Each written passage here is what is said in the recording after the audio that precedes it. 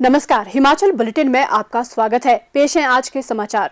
हिमाचल प्रदेश विधानसभा के बजट सत्र के चौथे दिन की शुरुआत प्रश्नकाल से हुई। प्रश्नकाल के दौरान राज्य के सार्वजनिक क्षेत्रों के उपक्रमों के बारे में पूछे गए एक प्रश्न के उत्तर में मुख्यमंत्री श्री जयराम ठाकुर ने कहा, अध्यक्ष महोदय, कुल मिलाकर के अगर हिमाचल प्रदेश में हम देखें, अगर निगम और बोर्डों की अगर हम कुल संख्या देखें तो हमारी वो 23 बनती है और उनमें से 11 निगम व 1 बोर्ड जो है वो घाटे में चल रहे हैं। लेकिन उसके साथ साथ में इस बात का भी मैं जिक्र करना चाहूँगा, पिछले 3 वर्षों में कुछ सुधार भी हुआ है, कुछ निगमों में सुधार की वजह से परफॉर्मेंस में ज़्यादा बेहतरी आई है। लेकिन मैं ये ज़रूर कहना चाहूँगा, ख़ासतौर से कई बार हम भी सोचते हैं कि प्रदेश सरकार के माध्यम से हम खर्चे को जहाँ बचा सके और प्रदेश के विकास में उसको लगा सकें, उस दिशा में प्रयत्न करना चाहिए, उस दिशा में प्रयास करना चाहिए। ये 2 वर्ष हमारे कोविड के दौर में से गुजरे हैं और ऐसे में खासतौर से जो जितने भी PSU हैं हमारे, वो बहुत कठिन दौर में से गुजरे हैं। बंद करने के लिए सुझाव कुछ जगह व्यवहारिक हो पाता, कुछ जगह व्यवहारिक नहीं हो पाता है। अब जैसे कुछ एक PSU हमारे बिल्कुल जो जनहित में है, उनको बंद करना जनहित में उचित नहीं होगा। चाहे हमारा वो HPSC भी है, हमारा HRTC है, दूर दराज के इलाके में ग्रामीण क्षेत्रों में लोगों को यातायात की सुविधा उपलब्ध करवाना ये सरकार का दायित्व है, सरकार की जिम्मेवारी है। बहुत सारे ऐसे रूट्स हैं जहाँ पर ये संभव नहीं है कि वो रूट हमारे प्रॉफिट पर चल पाए, घाटे में चलते हैं। लेकिन लोगों को आने जाने की वहाँ पर सुविधा देना ये सरकार की जिम्मेवारी, और इस जिम्मेवारी से सरकार पीछे हट नहीं सकती है। और उसी तरह से हिमाचल प्रदेश के दूर दराज के इलाके में भी बिजली पहुँचा करके वहाँ पर उसकी उपलब्धता जो है वो बनाए रखना, जिसमें मेंटेनेंस पर बहुत सारा खर्चा होता है, बहुत सारी चीज़ों को लेकर के उस खर्चे को वहन करना वो भी ज़रूरी है। क्योंकि हम किसी भी गांव को तो क्या बात, किसी घर को भी जो है अंधेरे में नहीं रख सकते हैं। ये हमारी सरकार की एक जिम्मेवारी है, जिस जिम्मेवारी का हमको निर्वहन करना पड़ता है और वो हम कर रहे हैं। और इसके अतिरिक्त कुछ एक बोर्ड कॉरपोरेशन ऐसी भी है हमारे पास जिनका सामाजिक दायित्व है, सामाजिक दृष्टि से वर्ग विशेष के लिए उनका महत्व है। जैसे हमारे शेड्यूल कास्ट का है, ST का है, OBC का है, ये कॉरपोरेशंस हैं। और स्वाभाविक रूप से वहाँ पर इस आधार पर हम निर्णय नहीं कर सकते हैं कि लाभ में है या नुकसान में।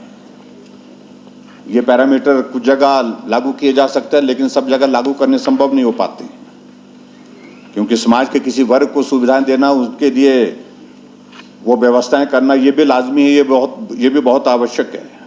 उस दृष्टि से ये भी हमको उस तरह से जो है उनका संचालन करना पड़ता है, उनको चलाना पड़ता है। और कोविड के इस दौरान में हमने पिछले 3 वर्षों में सरकार की ओर से इनको मदद करने की कोशिश की है, सहायता करने की कोशिश की है, ताकि हमारे सुविधाएं जो PSU उपलब्ध कराते हैं समाज के अलग अलग वर्गों को, तो हमारे समाज को किसी तरह से कठिनाई न हो, उस बात को सुनिश्चित करने के लिए उसमें मैं अगर बात कहूँगा, अगर इलेक्ट्रिसिटी बोर्ड की अगर हम बात कहें तो पिछले 3 सालों में हमने 1521 करोड़ रुपए इलेक्ट्रिसिटी बोर्ड को दिया है। HRTC में हमने जो सरकार की ओर से उनको जो मदद की है, जो 1585 करोड़ रुपए की मदद की है। क्योंकि HRTC नहीं चलेगी तो यातायात की सारी व्यवस्थाएं चरमरा जाएंगी।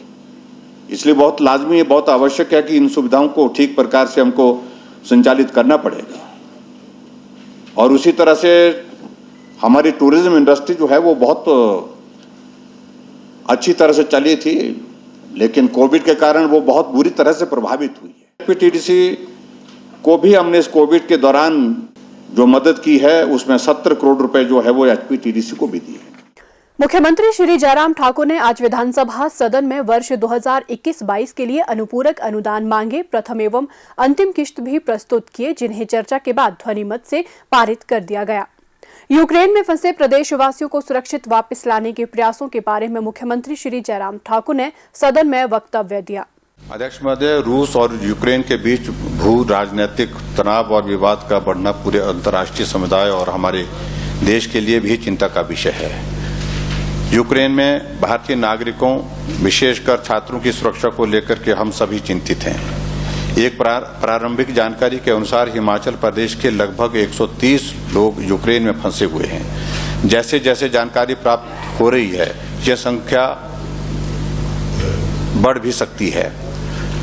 प्रदेश सरकार इन लोगों की सुरक्षा को लेकर के चिंतित है और लगातार विदेश मंत्रालय से संपर्क में है।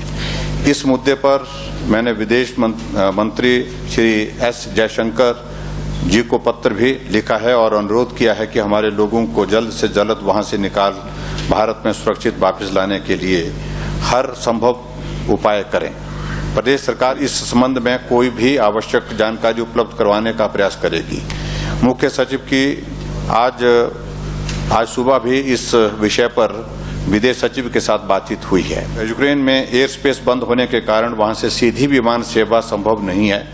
यूक्रेन के साथ भू सीमा साझा करने वाले देशों पोलैंड, हंगरी, स्लोवेक रिपब्लिक और रोमानिया में विदेश मंत्रालय ने अपने दलों की तैनाती की है।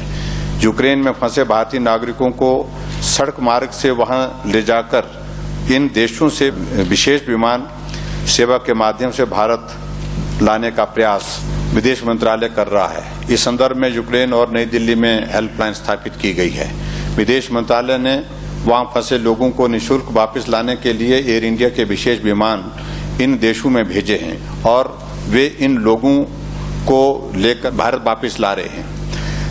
दिल्ली पहुंचने पर इन्हें हवाई अड्डे पर लेने हेतु RT-PCR टेस्ट करवाने और HRTC, HPTDC की बसों के माध्यम से प्रदेश में उन्हें वापस घर पहुंचाने की व्यवस्था हमारा हिमाचल भवन स्थित रेजिडेंट कमिश्नर कार्यालय करेगा। इसके लिए सारा खर्चा भी प्रदेश सरकार वहन करेगी। अध्यक्ष महोदय, मैं सदन को बताना चाहूंगा कि एक विमान बुखारेस्ट से दिल्ली आ रहा है, जो भारतीय समय के अनुसार आज शाम 7 बजे दिल्ली पहुंचेगा, जिसमें 15 प्रदेशवासी भी शामिल हैं और एक अन्य विमान बुखारेस्ट से मुंबई आ रहा है, जो भारतीय समय के अनुसार 2 बजे मुंबई पहुंचेगा, जिसमें 17 प्रदेशवासी भी उसमें शामिल हैं। मैं सदन के माध्यम से यूक्रेन में फंसे प्रदेशवासियों के परिवारों को आश्वस्त करना चाहूंगा कि इस कठिन घड़ी में प्रदेश सरकार उनके साथ खड़ी है।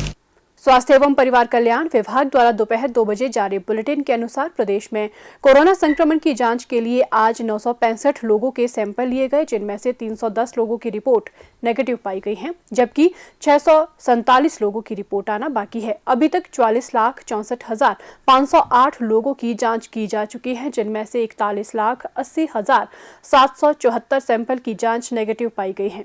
प्रदेश में कुल 2,83,081 लोगों में कोरोना वायरस के संक्रमण की पुष्टि हुई है, जिनमें से 2,77,817 लोग इस बीमारी से ठीक हो चुके हैं और 1,149 व्यक्ति उपचाराधीन हैं। हिमाचल बुलेटिन देखने के लिए सब्सक्राइब करें YouTube channel IPR Himachal, follow करें ट्विटर @DPRHP, लाइक करें Facebook page information and public relations department Himachal Pradesh, visit करें वेबसाइट www.himachalpr.gov.in। इस अंक में इतना ही। कल फिर होगी मुलाकात, दीजिए इजाजत, नमस्कार।